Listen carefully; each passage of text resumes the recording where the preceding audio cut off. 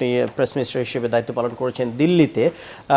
আগে জনাব রুশ যেটি বলছিলেন যে বাংলাদেশ বিশ্বের বিভিন্ন দেশের সঙ্গে কানেক্টেড থাকার চেষ্টা করছে, এরই মধ্যে বর্তমান সরকার কিছু সম্ভাবনাময় উদ্যোগ নিয়েছে। এই সুসম্পর্কের জায়গাটা কিংবা আন্তর্জাতিক বিশ্বের সঙ্গে এই লেনদেনের জায়গাটা ভারত ভালোভাবে নিচ্ছে না বলে এক ধরনের বার্তা দিতে চাইছে পরোক্ষভাবে। আপনার কি মনে হয়? বাংলাদেশ সরকার কিন্তু বলেছে যে যদি কেউ অবৈধ থেকে থাকে ভারতে, সেটির একটা নিয়মতান্ত্রিক পদ্ধতি আছে। দুই দেশের ঊর্ধ্বতন কর্তৃপক্ষ কাগজপত্র যাচাই বাছাই করে সেটা আইনানুগ ব্যবস্থা গ্রহণের মাধ্যমেই যদি ফেরত আনার সুযোগ থাকে সেটি হবে। যে প্রক্রিয়ায় করা হচ্ছে, এই প্রক্রিয়াটা আপনি কিভাবে দেখছেন? ধন্যবাদ আপনাকে। এখানে আমি আমার একটা আন্ডারস্ট্যান্ডিং ফার্স্টে ক্লিয়ার করে নিই যে আমার কাছে মনে হয় যে ভারত সরকার এই পুশ ইন বা ওদের সাইড থেকে যে পুশ ব্যাকের যে ঘটনাটা, এইটা বাংলাদেশকে ইরিটেট করার জন্য করছে বা এইটা আমার মনে হয় না। প্রথম কথা হচ্ছে ওদের নিজস্ব ইন্টারনাল পলিটিক্স কিন্তু খুবই কমপ্লিকেটেড। ওদের বিজেপি, ওদের এই ওয়েস্ট বেঙ্গলে তারা এবার আসলো, তাদের কিন্তু আপনি যদি খেয়াল করে দেখেন নরেন্দ্র মোদীর এই টোটাল শাসন আমল যেটা 2014 থেকে এখন কিন্তু basically it's a saffron wave. মোটামুটি হিন্দি হার্টল্যান্ড থেকে শুরু করে জিনিসটা এই পাশে চলে আসছে। ওদের আগে যেটা বলা হতো যে মুসলমানরা হচ্ছে ওদের দেশে কিং মেকার, ওদের এখন সেই কিং মেকার পজিশন, মানে তারা মুসলমানরা হয়তো একটা ইলেকশনের গতিপথ চেঞ্জ করে দিতে পারতো না, কিন্তু তারা এসেনশিয়ালি রেজাল্টটাকে, মানে তাদের ভোটটা রেজাল্টটাকে পরিবর্তন করতে পারতো। এখন সেটার দরকার নাই। এখন ইন্ডিয়াতে নরেন্দ্র মোদীর যে তার যে বেসিক্যালি যে হিন্দু ভোট যেটা, সেটাই যথেষ্ট। কারণ মুসলমানের ভোটগুলো স্প্লিট হয়ে গেছে। এবং সেখানে আপনার ওয়েস্ট বেঙ্গলে যেটা ঘটছে সেটা হচ্ছে বেসিক্যালি আপনি শুভেন্দু অধিকারী যে তাদের নির্বাচনের আগে যে কথাবার্তাগুলা, বা এখানে হেমন্ত বিশ্ব শর্মা আসামে যে কথাবার্তাগুলা, সেখানে তাদের কথাবার্তা শুনে তাদের এটা তো এই মানে আপনি আসামের ঘটনাটা দেখেন, তাদের এখানে ফার্স্টে এনআরসি করলো, তাদের এখানে সিএএ করলো, করে কিন্তু এই মুসলমানদেরকে কিন্তু বের করে দেওয়ার ব্যাপারটা এখানে আছে যে মুসলমানদের তাদের কিন্তু সমস্ত ধর্মে তাদের নাগরিকত্ব দিয়ে দিবে। তাদের ফার্স্টে এনআরসি জিনিসটাকে তাদের একটা রেজিস্টার করা হবে, রেজিস্টারের মধ্যে সমস্ত সিটিজেনের কাগজপত্র করা হবে আসামে। এই কাগজপত্র করার পরে যাদের এখানে মানে যারা এখানে জমা দিতে পারবে না, তাদের বংশ পরিচয়, জন্ম পরিচয়, তাদের এখানে যে দ্বারা ছিল সেটা প্রমাণ করতে পারবে না, তাদের সবাইকে ন্যাচারালাইজ সিটিজেন করে ফেলা হবে এক্সেপ্ট মুসলিম। তার মানে কি হবে, যে মুসলমানরা তো এখানে ঢুকতে পারছে না, তারা তো এখানে এক ধরনের স্টেটলেস হয়ে যাচ্ছে।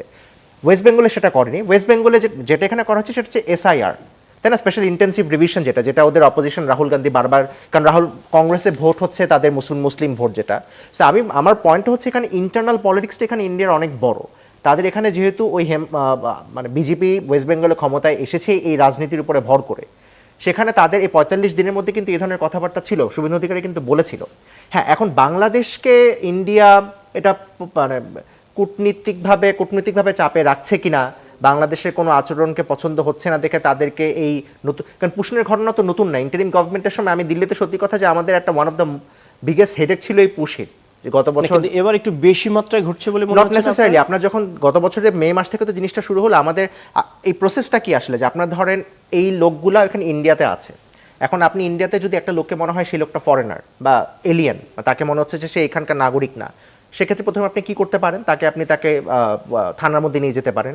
থানার মধ্যে নিয়ে গিয়ে তাকে প্রমাণ করতে হবে যে সে এখানকার নাগরিক না, তাদের আইনের মধ্যে সেটা আছে। তারপর যদি সে প্রমাণ করতে না, তাকে জেলে দেওয়া হয়। তারপর যদি মনে হয় সে বাংলাদেশি একজন, তাহলে আমাদের দিল্লিতে হাই কমিশন, গুয়াহাটি, ক্যালকাটাতে ডেপুটি হাই কমিশন, চেন্নাইতে ডেপুটি হাই কমিশন, গুয়াহাটি আর গুয়াহাটিতে হচ্ছে অ্যাসিস্ট্যান্ট হাই কমিশন। তো মানে আমাদের 6টা যে টোটাল মিশন আছে সেখানে জানানো হয়, জিনিসটাকে জানানো হওয়ার পরে তখন সেখানে আমাদের যারা মানে আমাদের সাইড থেকেও তো তাদের ভেরিফিকেশন করে প্রুফ করতে হবে যে তারা বাংলাদেশি, তখন সেটা অফিসিয়াল চ্যানেলে আসে যে আমরা তাদেরকে নিব কিনা। তো ইন্ডিয়ানরা এই জিনিসটা, এটা ব্যাপারটা কি, এটা প্রসেসটা কঠিন কেন, কারণ তারা তো একটা লিস্ট 2800 সামথিং এর একটা লিস্ট তারা বলছে। এই লিস্টটা আমাদের কাছে আসলো, কিন্তু আমাদের তো ম্যান পাওয়ার অল্প। আমাদের যেমন দিল্লিতে কনসুলার সেকশনে মাত্র 2 জন অফিসার, স্টাফ সহ 4 জন, অন্যান্য জায়গায় সব মিলে বোধহয় টোটাল 9 জনের মতো সারা ইন্ডিয়াতে মিলে। দেখা যাচ্ছে যে আমরা অন্য উইং থেকে, ডিপ্লোম্যাটিক উইং বা অন্যান্য উইং থেকেও কিন্তু অফিসাররা গিয়ে অন্যান্যরা গিয়ে ভেরিফিকেশন প্রসেসে যোগ হচ্ছে। আমার খেয়াল আছে আমি দেখতাম যে লখনৌ, তারপর মুম্বাই, ইভেন গুজরাটে লোকজন আমাদের হাইকমিশন থেকে গিয়ে বা অন্যান্য জায়গা থেকে গিয়ে তাদের ভেরিফিকেশন প্রসেসে যাচ্ছে। বাট এতগুলো লোক, মানুষ অল্প, আর তারা তো ওই সাইডে তারা কোনো কাগজ দিতে পারে না।